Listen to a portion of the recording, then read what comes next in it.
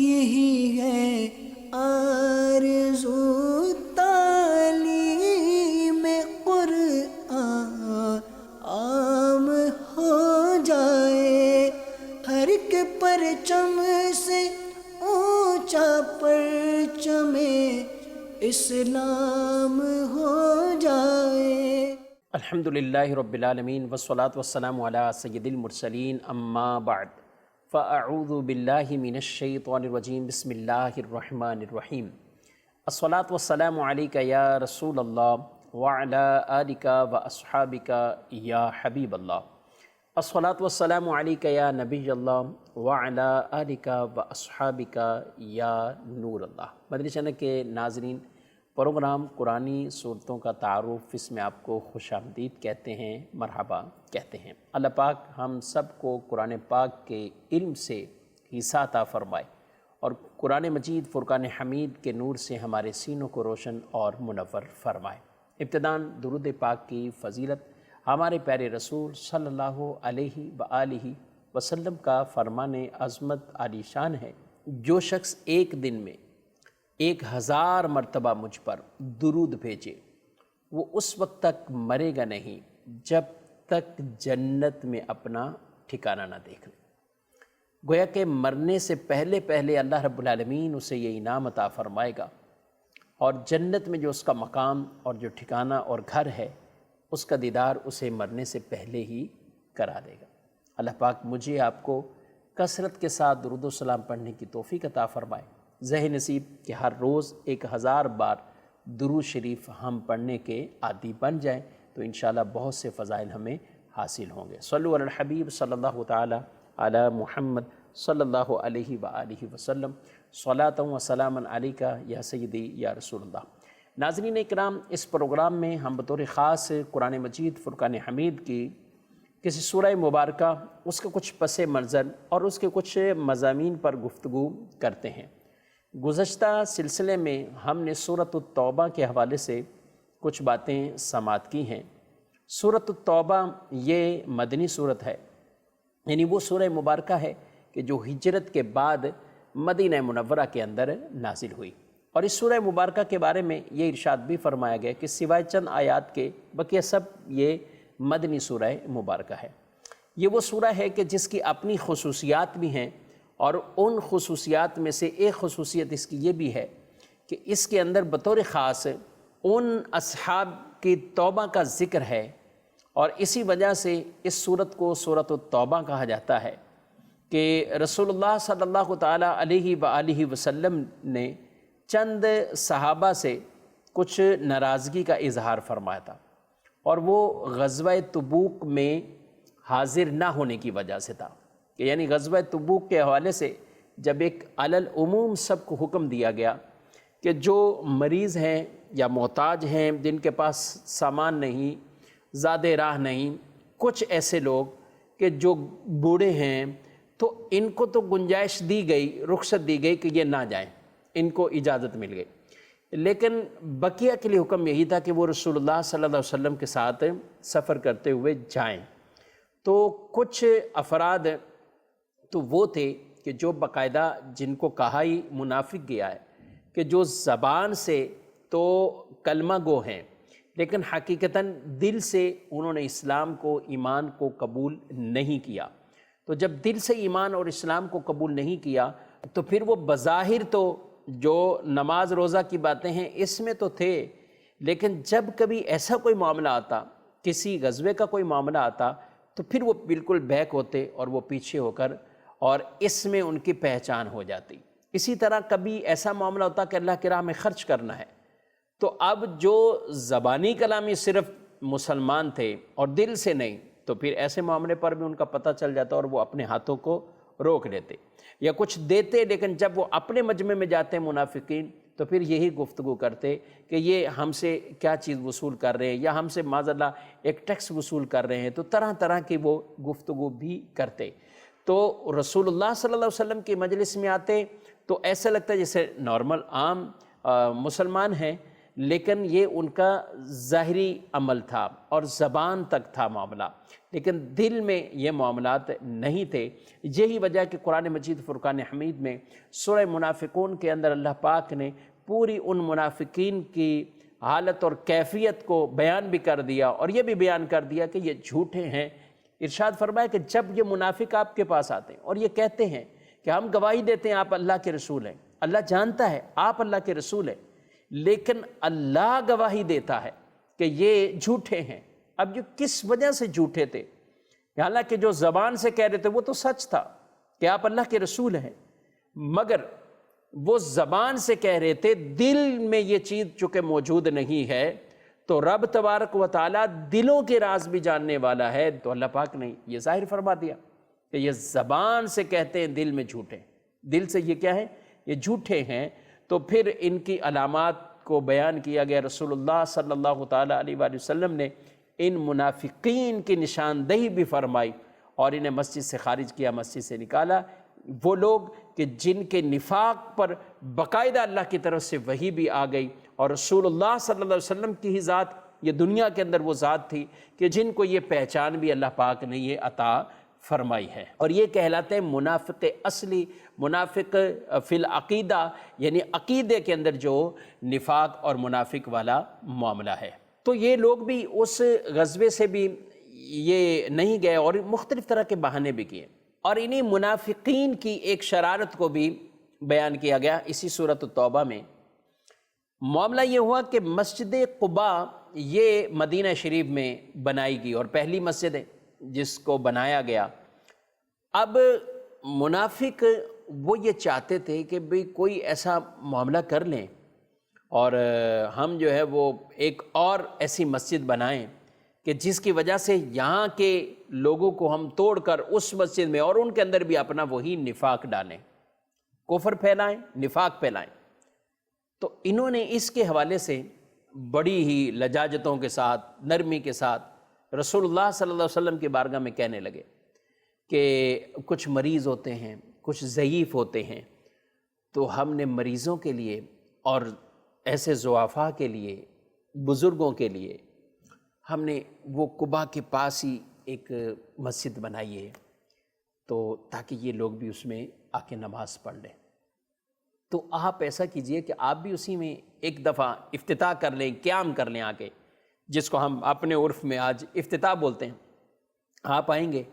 تو آپ نماز پڑھیں، تو یوں یعنی ہمارے وہ مسجد کا آغاز ہو جائے گا۔ تو انہوں نے یہ رسول اللہ صلی اللہ علیہ وسلم کی بارگاہ میں یہ اپنا مدعا رکھا اور عرضی پیش کی۔ تو جب نبی پاک صلی اللہ علیہ وسلم سے انہوں نے کہا کہ آ کر آپ قیام کریں، نماز پڑھ دیں، تو آپ صلی اللہ علیہ وآلہ وسلم نے فرمایا کہ ابھی تو میں ایک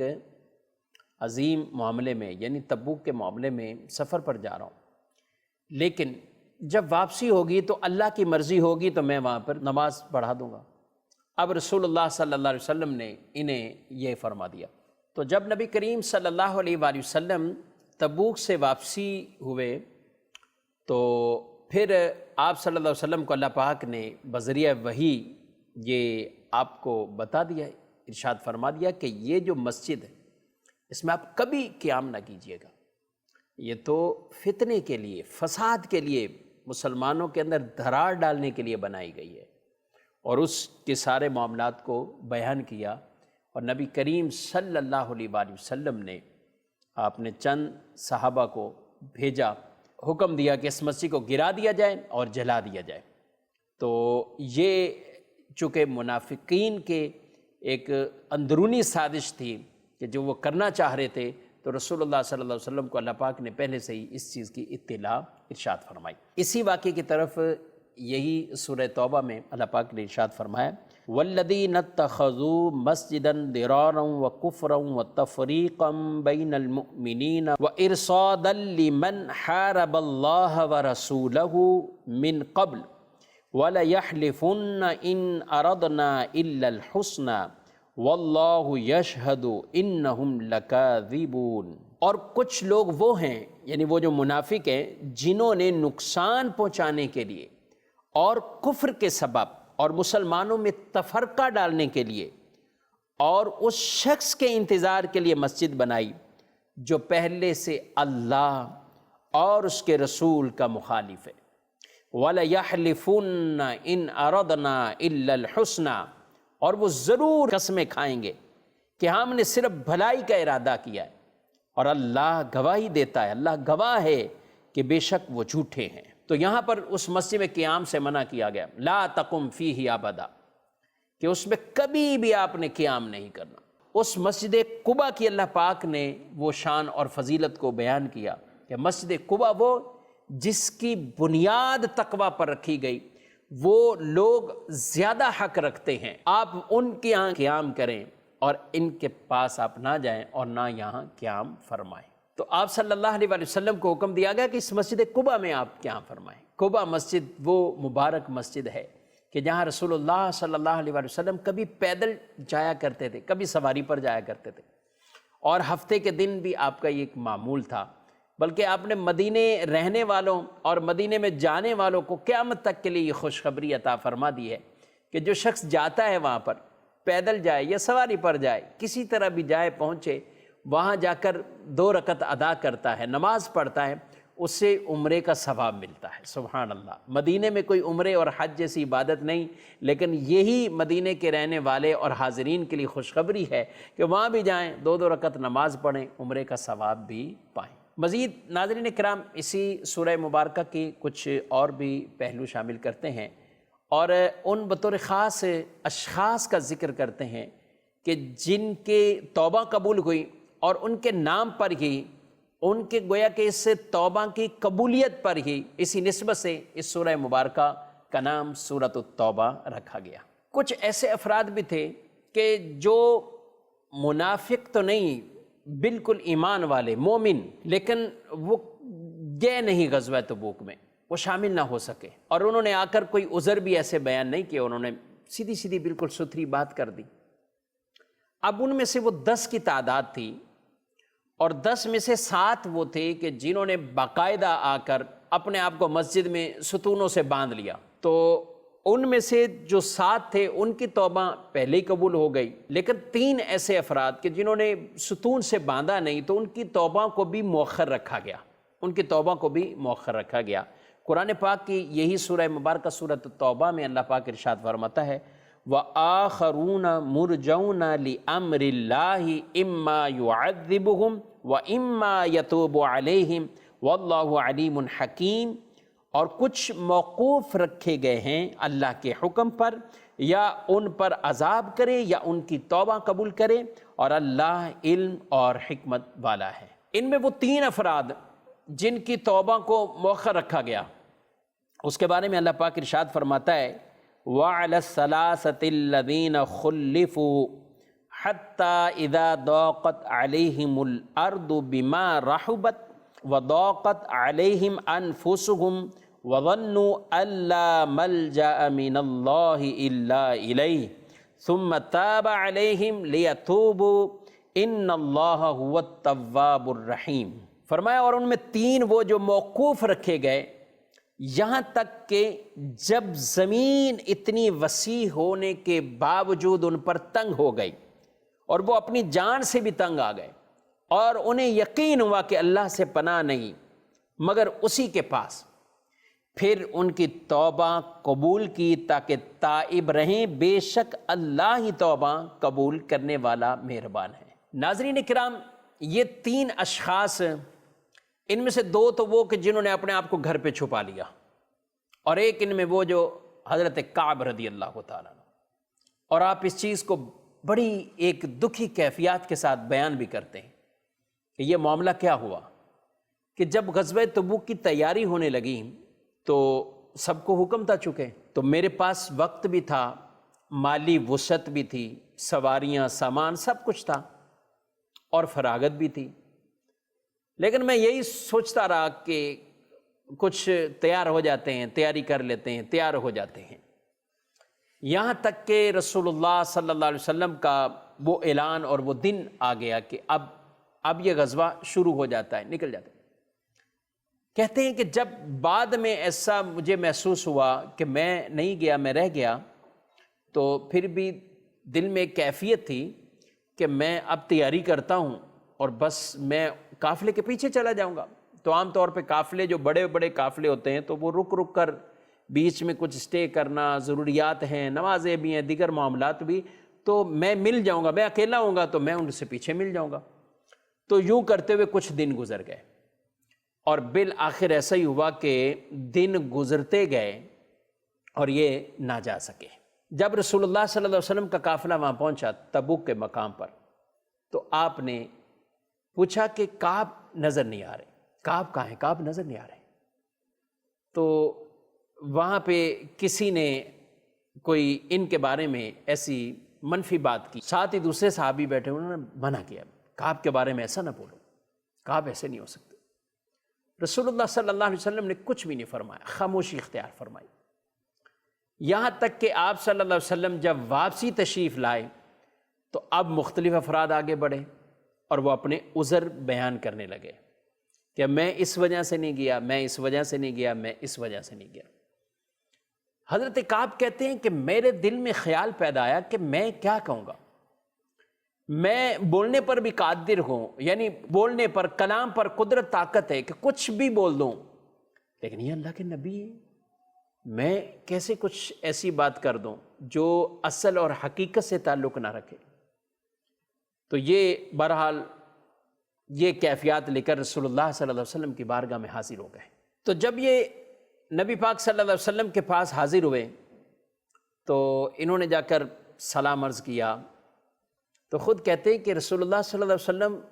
مسکرائے مگر ناراضگی والے۔ ہر آدمی کو یہ کیفیات پتہ چل جاتی ہیں کہ سامنے والا اس وقت اس کا مسکرانا بھی کس لہجے میں، کس انداز میں۔ تو رسول اللہ صلی اللہ علیہ وسلم مسکرائے مگر ناراضگی کی کیفیت میں۔ تو کہتے ہیں میں نے عرض کی یا رسول اللہ صلی اللہ علیہ وسلم میں منافق نہیں ہوں، میرے اندر نفاق نہیں ہے، ایمان والا ہوں، اور آپ صلی اللہ علیہ وسلم نے مجھ سے اعراض کیا، یعنی حضور علیہ الصلوۃ والسلام نے بات کی اور پھر اعراض فرمایا، ادھر رخ فرما لیا۔ تو یہ پھر کہنے لگے، تو آپ صلی اللہ علیہ وسلم نے قریب بلایا اور پھر پوچھا کہ کیوں نہیں گئے تھے غزوہ تبوک میں، کیوں نہیں آئے؟